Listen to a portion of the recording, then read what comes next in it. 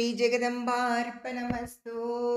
श्रीमूकपञ्चशती पादारविन्दशतकम्। दिनारम्भसम्पन् नलिनविपिनानामभिनवो विकासो वासन्तः सुखविपिकलोकस्य नियतः प्रदोषः कामाक्षी प्रकटपरमज्ञानशशिनः चकास्ति त्वत्पाद स्मरणमहिमा शैलतनये महिम्नः पन्तानं मदनपरपन्तिप्रणयिनी प्रभोर्निर्णेतुं ते भवति यतमानोऽपि कथमः तथापि श्रीकाञ्ची विहृतिरसिके कोऽपि मनसो विपाकस्त्वत्पाद स्तुतिविधिषु जल्पाकयति मां गलग्राही पौरन् धरपुरवनी पल्लवरुचां धृतप्रातं ज्ञानाम् अरुणमहसामादिमगुरुः समिन्दे बन्धूकः तबकसहयुद्वा दिशि दिशि प्रसर्पन् कामाक्ष्या चरणकिरणानामरुणिमा मरालीनां ज्ञाना व्यसनकलनामूलगुरवे दरिद्राणां त्राण व्यतिकरसुरोद्यानतरवे तमस्काण्डप्रौढे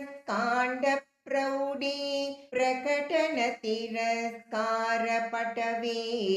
जनोऽयं कामाक्ष्याः चरणनलिनाय स्पृहयते वहन्तीं सैन्धूरीं सरणिमवनं रामरपुरी पुरन्द्री सीमन्ते कविकमलबालार्कसुषमा त्रयी सीमन्तिन्यागा स्तनतटनिचोलारुणपटी विभान्ति कामाक्ष्याः पदनलिनकान्तिर्विजयते प्रणम्रीभूतस्य प्रणयकलहत्रस्तमनसः स्मरारातेश्चूडा वियति गृहमेदीहि मकरः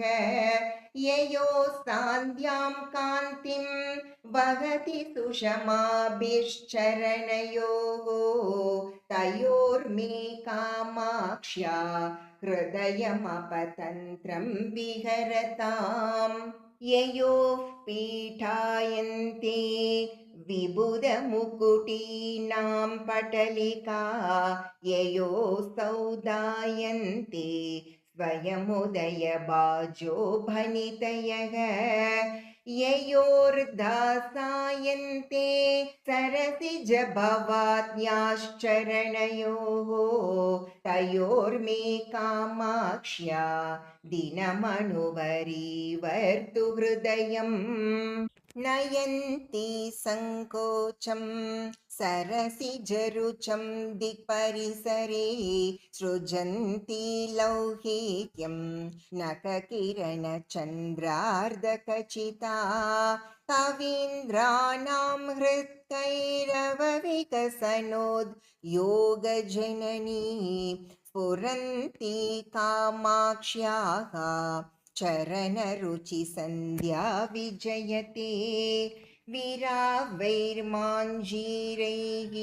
किमपि कथयन्तीव मधुरं पुरस्ताधानं पुरविजयिनी स्मिरवदने वयस्येव प्रौढा शिथिलयति या प्रेमकलह प्ररोहं कामाक्ष्याः चरणयुगली सा विजयते सुपर्वश्रीलोला लकपरिचितं षट्पदकुलैः स्फुरल्लाक्षारागं तरुणतरणी ज्योतिररुणैः भृतं कान्त्यम्बोभिः विसृमरमरन्ध्रैः सरसिजैः विदते कामाक्ष्याः चरणयुगलं बन्धुपदवीं रजसंसर्गेऽपि स्थितमरजसाम्येव हृदये परं रक्तत्वेन स्थितमपि विरक्तैकशरणम् अलभ्यं मन्दानां दददपि सदा मन्दगतितां विधते कामाक्ष्याः चरणयुगमाश्चर्यलहरीं जटालामञ्जीर पुरदरुणरत्नां शुनिकरैः निषीदन्ति मध्ये नखरुचिजरी गाङ्गपयसां जगत्राणं कर्तुं मम जननि कामाक्षि नियतं तपश्चर्यां दत्ते तव चरणपादो जयुगली तुलाकोटिद्वन्द्व वनितबनिता भीतिवचसोः विनम्रं कामाक्षि विसृमरमः पाटलितयोः क्षणं विन्यासेन शपिततमसोर्मिललितयोः पुनीयान्मूर्धान्नं पुरहरपुरन्द्रीचरणयोः भवान्निद्रुह्येतां भवनिबिडितेभ्यो मम मुहुः तमो व्यामोहेभ्यः तव जननि कामाक्षि चरणौ ययोर्लाक्षाबिन्दु स्फुरणधरणाद्धूर्जटिजडा कुटीराशोनाङ्कं वहति वपुर्येनाङ्ककलिका पवित्रीकुर्युर्नः पदतलभुवः पाटलरुचः परागास्ते पाप प्रशमनदुरीनाः परशिवे कनं लब्धुं येषां निजशिरसि कामाक्षि विवशा बलन्तो व्यातन्वन्यहमहं यिकां माधवमुखाः बलाकामालाभिः नखरुचिमयीभिः परिवृते विनम्रस्वर्णारी विकचकचकालाम्बुदकुले स्फुरन्तः कामाक्षी स्फुटदलितबन्धूकसुहृदः तटिल्लेखायन्ते तव चरणपातो च किरणाः सरागः सद्वेषः प्रसृमरसरोजे प्रतिदिनं निसर्गाधाक्रामन् विबुधजनमूर्धानमधिकं कतङ्कारं मातः कथय पदपद्मस्तव सतां नतानां कामाक्षी प्रकटयति कैवल्यसरणीम् जपालक्ष्मीशो नो जनितपरमज्ञाननलिनी विकासव्यासङ्गो विपलितजगज्जाड्यघरिमा मनः पूर्वाद्रिं मे तिलकयतु कामाक्षि तरसा तमस्काण्डद्रोही तव चरणपातो जरमणः नमस्कुर्मः प्रिङ्मुन् मणिकटकनीलोत्पलमहः पयोधौरिङ्कद्भिः नखकिरणपेनैर्धवलिते स्फुटं कुर्वाणाय प्रबलचलधौर्वानलशिखा वितर्कं कामाक्ष्याः सततमरुणिम्नि चरणयोः शिवे पाशायेताम् अलगुणितमः कूपकुहरे दीनाधीशायेतां मम हृदयपातोज विपिने नभो मासायेतां सरसकवितारीति सरिते त्वदीयौ कामाक्षी प्रसृतकिरणौ देवि चरणौ निषक्तं श्रुत्यन्ते नयनम् इव सद्वृत्ततरुचिरैः समैर्जुष्टं शुद्धैः अदरम् इव रम्यैर्द्विजगणैः शिवे वक्षोजन्मध वितयम् विमुक्ताश्रितमुमे त्वदीयं कामाक्षी प्रणतशरणं नौमि चरणं नमस्यासं सज्जन् नमुचि परिपन्ति प्रणयिनी निसर्गप्रेङ्कोल्लत् कुरलकुलकालाहिषभले न कच्छाया दुग्धोद अतिभयसि ते वै ध्रुमरुचां प्रचारं कामाक्षी प्रचुरयति पादाब्जसुषमाम् कदा दूरीकर्तुं कटुदुरितकाकोलजनितं मगान्तं सन्तापं मदनपरिपन्ति प्रियतमे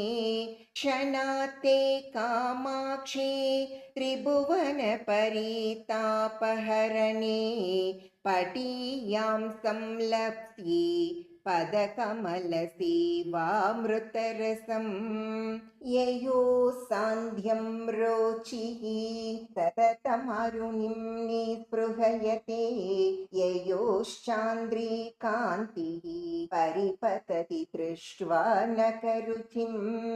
ययोः पाकोद्रेकं पिपटिषति भक्त्या किसलयं मृदिं नः कामाक्ष्या मनसि चरणौ तौ तनुमहे जगन्नेधं नेधं प्रमिति परित्यज्य यतिभिः कुशाग्रीयस्वान्तैः कुशलदिशनैः शास्त्रसरणौ गवेष्यं कामाक्षी ध्रुवमकृतकानां गिरिसुते गिरामैधं पर्यं तव चरणपद्मं विजयते कृतस्नानं शास्त्रा मृतसरसि कामाक्षि नितरां ददानं वैषध्यं कलितरसमानन्दसुदया अलङ्कारं भूमेये मुनिजनमनश्चिन्मयमहा पयोधेरन्तस्थं तव चरणरत्नं मृगयते मनोज्ञेहे मोहोद् भवति निरपूर्णे मम मुहुः दरिद्राणि कुर्वन् दिनकरसहस्राणि किरणैः विदत्तां कामाक्षी प्रसृमरतमो वञ्चनचणः क्षणार्धं सान्निध्यं चरणमणिदीपो जननि ते कवीनां चेतोवन् नकररुचिसम्पर्कि विबुधः रवन्ति स्रोतोवत् पटुमुखरितं हंसकरवैः दिनारम्भश्रीवन् नियतमरुणच्छाय सुभगं मदन्तः कामाक्ष्याः स्फुरतु पदपङ्केरुहयुगं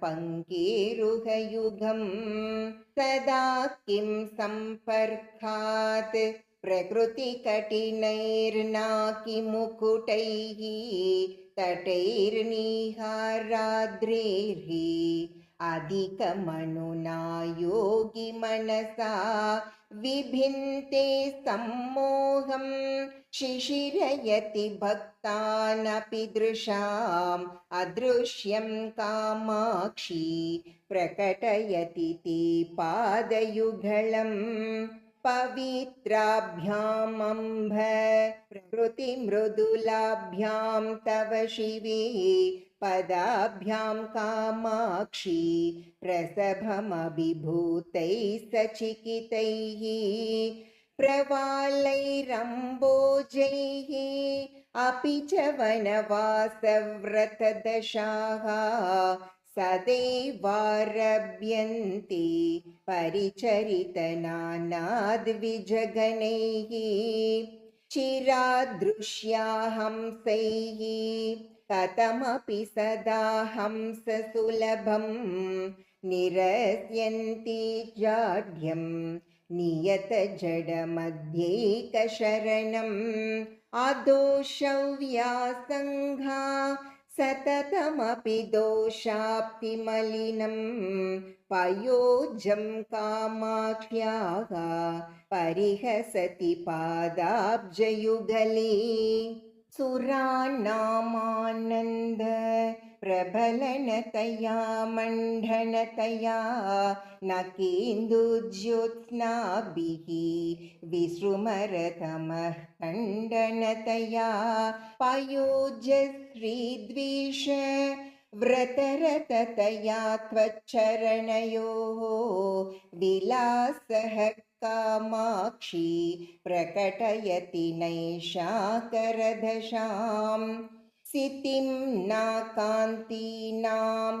नकरजनुषां पादनलिन शिवीनां शोनिम्ना तव जननि कामाक्षि नमने लभन्ते मन्दार ग्रथितनवबन्धूककुसुम स्रजां सामीचीन्यं सुरपुरपुरन्द्रीकचभराः स्फुरन्मध्ये शुद्धे नखकिरणदुग्धाब्धिपयसां वहन्नब्जं चक्रं धरमभिचलीकात्मकतया श्रितो मात्स्यं रूपं श्रियमपि दधानो निरुपमां त्रिधामा कामाक्ष्याः पदनलिननामा विजयते नखश्रीसन्नद्ध सबकनिचितस्वैश्च किरणैः पिशङ्गैः कामाक्षी प्रकटितलसत्पल्लवरुचिः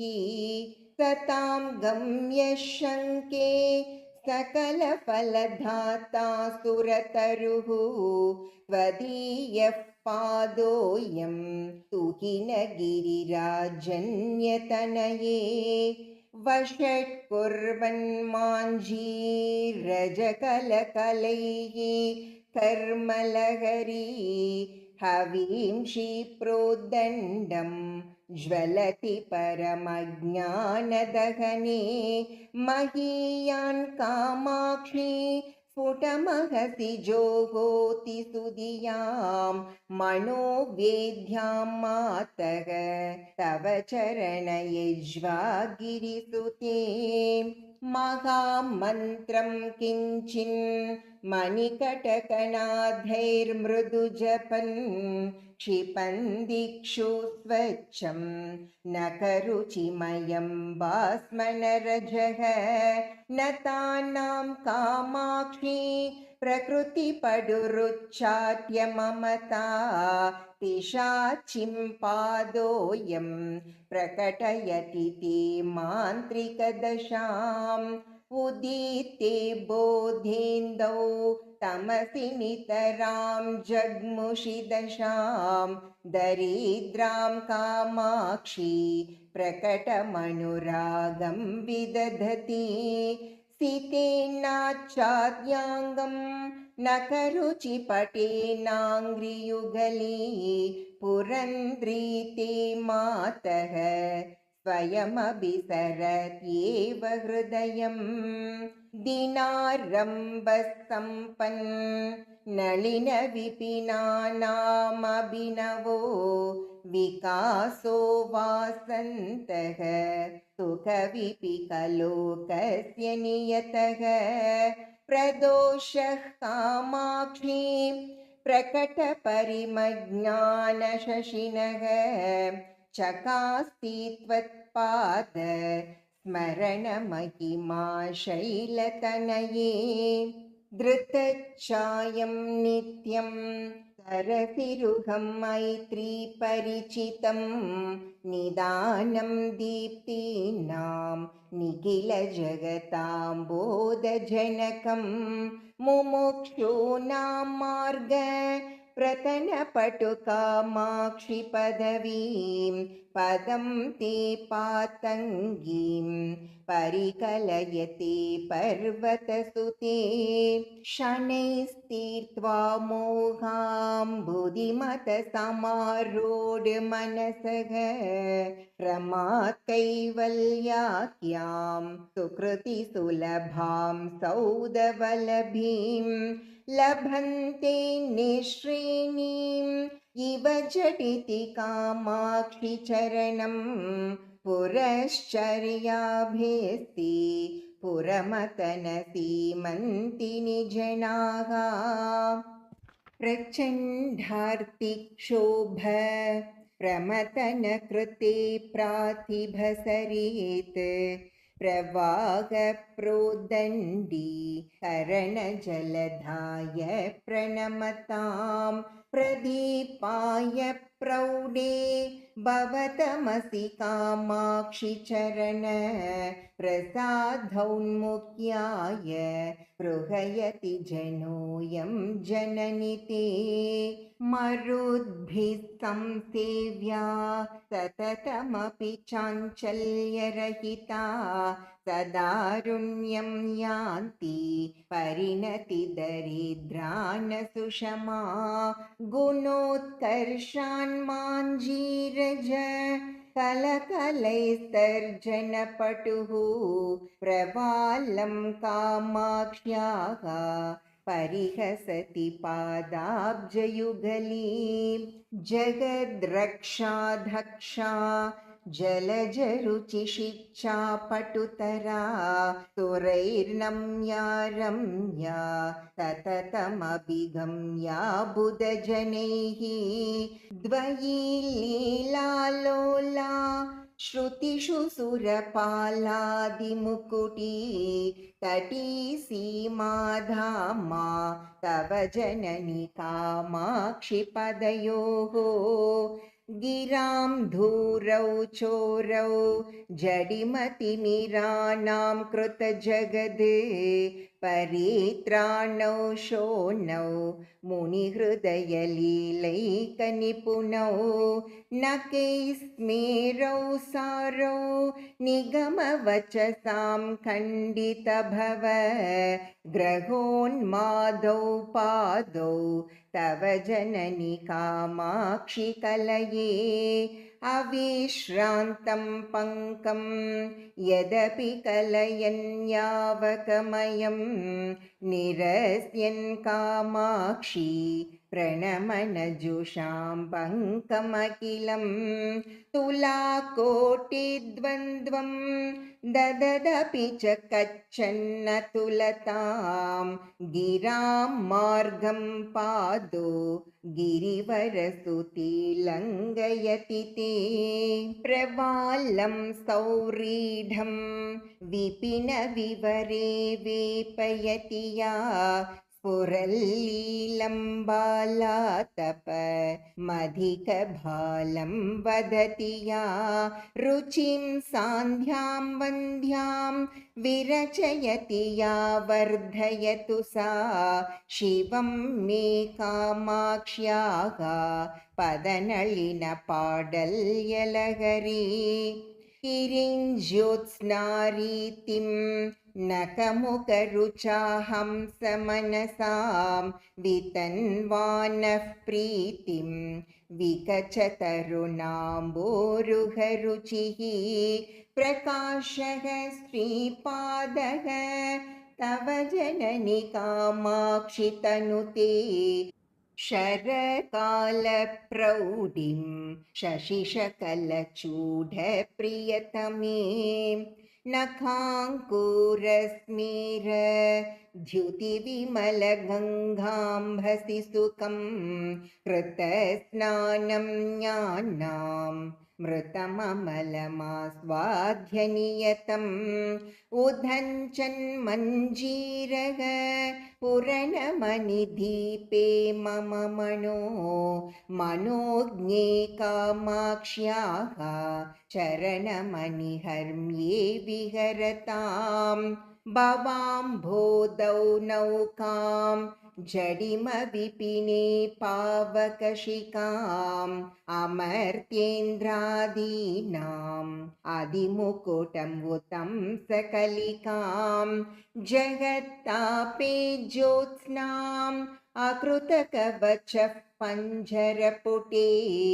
शुकस्त्रीं कामाक्ष्याः मनसि कलयि पादयुगलीं परात्मप्राकाश्य प्रतिफलनचुञ्चुः प्रणमतां मनोज्ञः त्वत्पादो मणिमुकुरमुद्रां कलयते